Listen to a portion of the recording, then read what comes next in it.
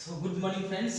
आज हम स्टार्ट करते हैं अपना आगे का चैप्टर जो था भारत में यूरोपीय कंपनियों का आगमन। ठीक है, जिसमें हम लोग सबसे पहले पुर्तगाली पढ़ा, ठीक है, उसके बाद अंग्रेज पढ़ा। अब हमारा नंबर है कि उसके बाद हम क्या पढ़ेंगे, डच। ठीक है, क्या पढ़ेंगे, डच। ये डच क्या थी, एक कंपनी थी। ठीक है, और ये भारत कैसे आए, कब आए, कहाँ के निवासी थे, इसके बारे में जानकारी हम लेंगे। ठीक है, तो क्लास को स्टार्ट करते हैं। ठीक है, तो सभी लोग, अगर आपको वीडियो पसंद आए तो आप लोग शेयर करिएगा। ठीक है, और वीडियो को लाइक करिए और कमेंट करके मुझे बताएं कि आपको वीडियो कैसा लगा। ठीक है, तो चलिए स्टार्ट करते हैं। ठीक है, चलिए हम पहले डच की बात करते हैं। ये डच किसको बोलते हैं और ये था क्या। ठीक है, एक्चुअली में तो हम देखिए इसके मैप के थ्रू इसको हम जानने की कोशिश करेंगे। ठीक है, ये कहाँ पर है और कैसा दिखता है। ठीक है, और उसका पड़ोसी देश कौन से है। ठीक है, तो चलिए देखते हैं। यहाँ पर हमारा एक देश है जिसको बोलते हैं हम यूनाइटेड किंगडम। क्या बोलते हैं, यूनाइटेड किंगडम इसको। ठीक है, यूनाइटेड किंगडम इसको बोलते हैं, यूनाइटेड किंगडम। ठीक है, ये क्या है, यूनाइटेड किंगडम है। इसके तीन भाग होते हैं। ठीक है, इसके सबसे निचले भाग को बोलते हैं लंदन। ठीक है, इसके निचले भाग को क्या बोलते हैं, इसको बोलते हैं लंदन। ठीक है, और इसके बीच वाले भाग को बोलते हैं वेल्स। क्या बोलते हैं, वेल्स। ठीक है, और इसके सबसे ऊपरी भाग को बोलते हैं स्कॉटलैंड। क्या बोलते हैं इसको, स्कॉटलैंड। इन तीनों को मिलाकर के, ठीक है, इन तीनों को मिलाकर के किसकी स्थापना होती है, यूनाइटेड किंगडम की। और वेल्स और लंदन को मिलाकर बनता है, इन दोनों को मिलाकर बनता है इंग्लैंड। क्या बनता है, इंग्लैंड। किसको किसको मिला के, वेल्स और लंदन को मिला के। ठीक है, तो यहाँ तक बात क्लियर हुई। ठीक है, तो इसके आगे हम लोग जानकारी देखते हैं। देखिए यहाँ पर एक देश है, ये जिसका नाम है ये है नीदरलैंड। कौन सा देश है, ये है नीदरलैंड। नीदरलैंड है। इसी को पुराना नाम क्या था, इसी का पुराना नाम था हॉलैंड। क्या नाम था इसका, पुराना नाम हॉलैंड था। ठीक है, इसी के जस्ट ऐसे करता हुआ देश ये एक देश है, ये देश है, इसका नाम है जर्मनी। कौन सा देश है ये है जर्मनी। ठीक है, जर्मनी, जिसकी राजधानी हो जाएगी बर्लिन। क्या हो जाएगी इसकी राजधानी, इसकी राजधानी हो जाएगी बर्लिन। ठीक है, और नीदरलैंड की राजधानी हो जाएगी, यहाँ पे लिख देता हूँ, इसकी राजधानी एम्स्टर्डम। क्या है इसकी राजधानी, एम्स्टर्डम इसकी राजधानी हो जाएगी। ठीक है, और यहाँ पर एक देश है, यहाँ पर एक देश है जिसका नाम है डेनमार्क। क्या नाम है, इसका नाम है डेनमार्क। कौन सा देश है ये, डेनमार्क। ठीक है, जिसकी राजधानी हो जाएगी कोपहेगन। कोपहेगन नाम की राजधानी है, जो किसकी राजधानी हो जाएगी, वो डेनमार्क की राजधानी हो जाएगी। ठीक है, तो यहाँ तक क्लियर हो गया। ठीक है, इसके जस्ट नीदरलैंड के जस्ट थोड़ा सा नीचे एक छोटा सा देश बसा हुआ है जिसका नाम है बेल्जियम। क्या नाम है उसका, बेल्जियम। ठीक है, बेल्जियम, इसकी राजधानी हो जाएगी ब्रुसेल्स। ठीक है, ब्रुसेल्स इसकी राजधानी हो जाएगी। ठीक है, अच्छा, इसके नीचे यहाँ पर एक बहुत बड़ा देश बसा हुआ है, उसका नाम है फ्रांस। क्या नाम है उसका, उसका नाम है फ्रांस, जिसकी राजधानी हो जाएगी पेरिस। उसकी राजधानी क्या हो जाएगी, इसकी राजधानी हो जाएगी पेरिस। ओके, इतनी बात आपको क्लियर हो गई ना। ठीक है, तो देखते हैं यहाँ पर जो क्या है, ये सागर बसा हुआ है, ये जल होता है। ठीक है, और यहाँ से इंग्लैंड, ठीक है, और फ्रांस के बीच में एक चैनल है, एक जलसंधि है, उसका नाम है इंग्लिश चैनल। उसका नाम क्या है, उसका नाम है इंग्लिश चैनल। उसका नाम हो जाएगा इंग्लिश चैनल। ठीक है, जो किसको अलग करता है, इंग्लैंड और फ्रांस को आपस में अलग करता है। ठीक है, तो यहाँ तक बात क्लियर हो गई, आई होप। ठीक है, यहाँ पर एक सागर बसा हुआ है, उसका नाम है उत्तरी सागर। क्या नाम है उसका, उत्तरी सागर। ये उत्तरी सागर है। ठीक है, तो आपसे अगर कोई पूछ ले कि नीदरलैंड जो है वो किसका पुराना नाम है, तो आप क्या बताओगे, हाईलैंड का जो नया नाम है वो क्या है, नीदरलैंड हो जाएगा। ठीक है, नीदरलैंड के पड़ोसी देश कितने हो जाएंगे, तो एक बेल्जियम हो जाएगा और दूसरा क्या हो जाएगा, जर्मनी हो जाएगा। ठीक है, क्योंकि ये दो देशों के साथ अपनी सीमा को साझा करता है, और पड़ोसी होने का ही मतलब होता है कि वो किस देश के साथ अपनी कितनी सीमा साझा करता है और किन देशों के साथ, ठीक है, सी मसादा करता है, ठीक है। तो बात ये होती है उसके पड़ोसी होने की, ठीक है। तो नीदरलैंड जो हॉलैंड था उसी में, ठीक है, हॉलैंड और नीदरलैंड यहीं के निवासी क्या कहलाए, यहीं के निवासी कहलाए डच, ठीक है। यहाँ के जो निवासी थे वो क्या कहलाए, डच कहलाए, ठीक है। डच कंपनी जो आई थी वो नीदरलैंड हॉलैंड के निवासी थे, ठीक है। तो इतना बात आपको पता चल गया, ठीक है। तो चलिए आगे मैं बात करता हूँ, ठीक है। तो ये नीदरलैंड जो था, यहाँ के कुछ यात्री जो थे, यहाँ पर क्या हुआ, यहाँ के कुछ यात्री थे, उन्होंने सोचा कि हम क्या करेंगे, भारत में क्या करेंगे, व्यापार करेंगे, ठीक है, भारत में व्यापार करेंगे। और इसके पहले जब 1498 में कौन आया था, पुर्तगाली आए थे, तो उनको ये पता चला था कि भारत में क्या है, कि भारत में बहुत ज्यादा मात्रा में क्या है, एक मिनट जरा रुकिएगा, ठीक है।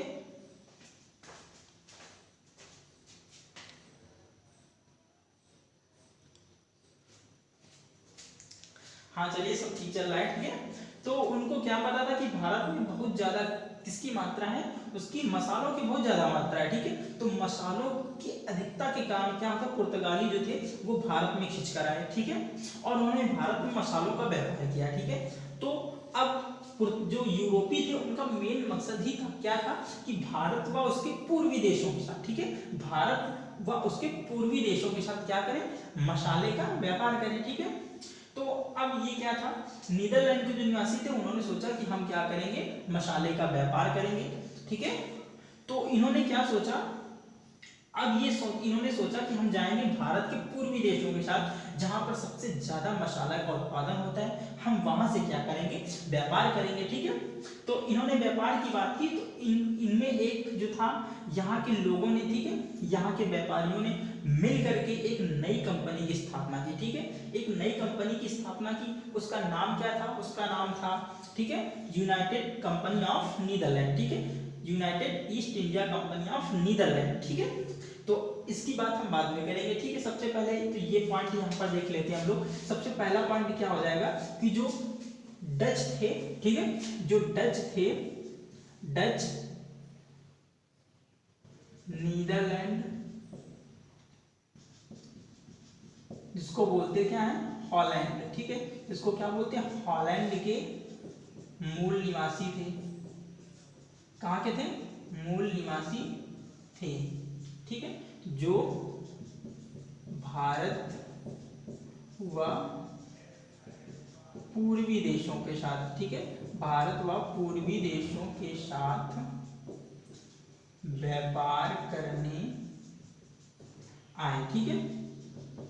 सबसे मेन पॉइंट क्या हो जाएगा कि ये कहाँ के निवासी थे, तो ये निवासी हो जाएंगे नीदरलैंड के, ठीक है, जिसको पहले क्या बोलते थे, हॉलैंड बोलते थे, ठीक है, जो डच की बात कर रहा है, ठीक है। ओके, इतनी बात समझ में आ गई। अच्छा, तो क्या हुआ कि बहुत सारे व्यापारियों ने मिलकर एक नई कंपनी की स्थापना की, ठीक है, बहुत सारे व्यापारियों ने मिलकर बहुत सारी कंपनियों, ठीक है, कई कंपनियों का, एक नहीं कई कंपनियों का मिला करके एक नई कंपनी बनाई गई, ठीक है। उसका नाम क्या था, देखिए सेकंड पॉइंट हो जाएगा, कई कंपनियों को मिला करके, कई कंपनियों को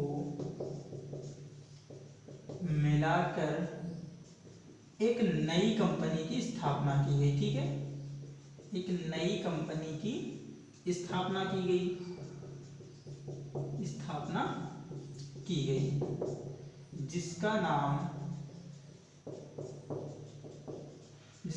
क्या हो जाएगा, तो फ्रेंड्स एक मिनट रुकना जरा, हाँ चलिए, ठीक है, जिसका नाम क्या हो जाएगा, यूनाइटेड ईस्ट इंडिया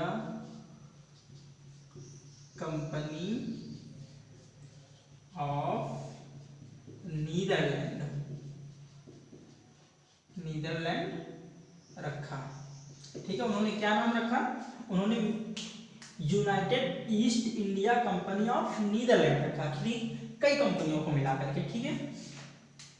जो पहला, ठीक है, जो पहला नीदरलैंड का निवासी था जो भारत और पूर्वी देश में आया, उसका नाम क्या था, उसका नाम था कॉर्नेलियन, ठीक है, क्या नाम था, कॉर्नेलियन, ठीक है, कॉर्नेलियन हाउटमैन, ठीक है, इसका नाम था कॉर्नेलियन हाउटमैन, नामक एक व्यापारी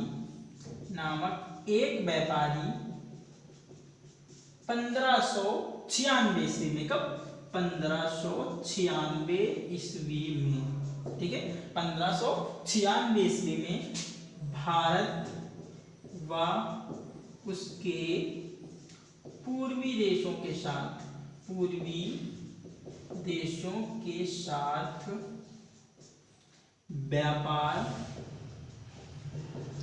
व्यापार करने आया, ठीक है। भारत व उसके पूर्वी देशों के साथ व्यापार करने आया। कौन आया? तो उसका नाम था कॉर्नेलियन हाउटमैन नामक एक व्यक्ति था, जो कहाँ का निवासी था? जो निवासी था नीदरलैंड का, ठीक है। ये कहाँ पर आया? भारत व उसके पूर्वी देशों के साथ, ठीक है। अच्छा, अब बात करते हैं कि जो कॉर्नेलियन हाउटमैन था, ये भारत आ तो गया, लेकिन इसके पहले इन्होंने किससे परमिशन ली होगी? किससे? नीदरलैंड की सरकार से, ठीक है। नीदरलैंड की सरकार से इन्होंने परमिशन ली, तो उन्होंने क्या किया? उन्होंने क्या परमिशन दी उसकी बात करते हैं, ठीक है। तो देखिए क्या बात करते हैं, नीदरलैंड सरकार ने, ठीक है, नीदरलैंड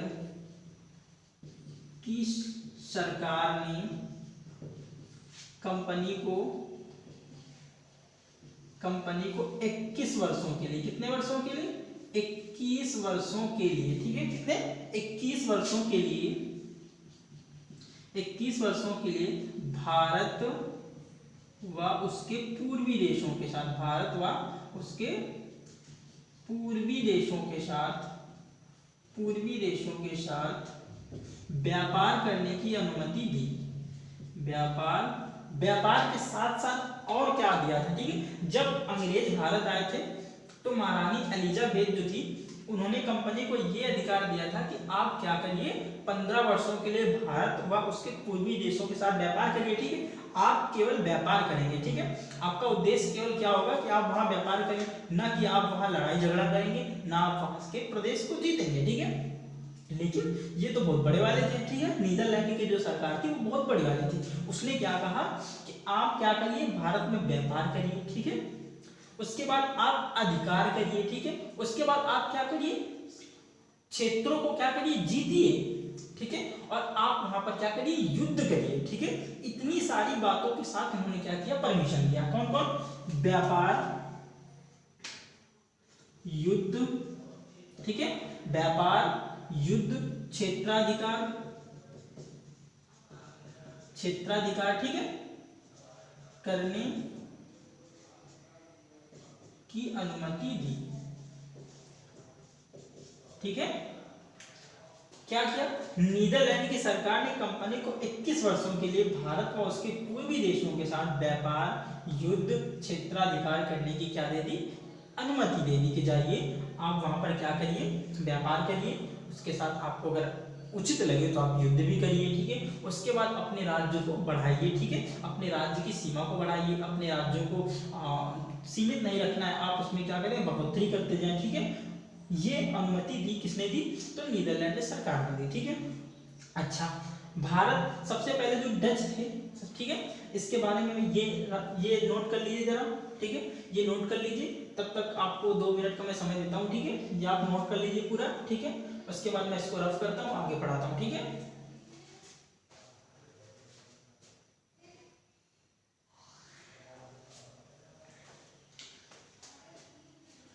तो आई होप कि आपको आज का वीडियो पसंद आया होगा। तो आज अगली क्लास हम लेंगे कल, ठीक है। तब तक के लिए बाय, टेक केयर।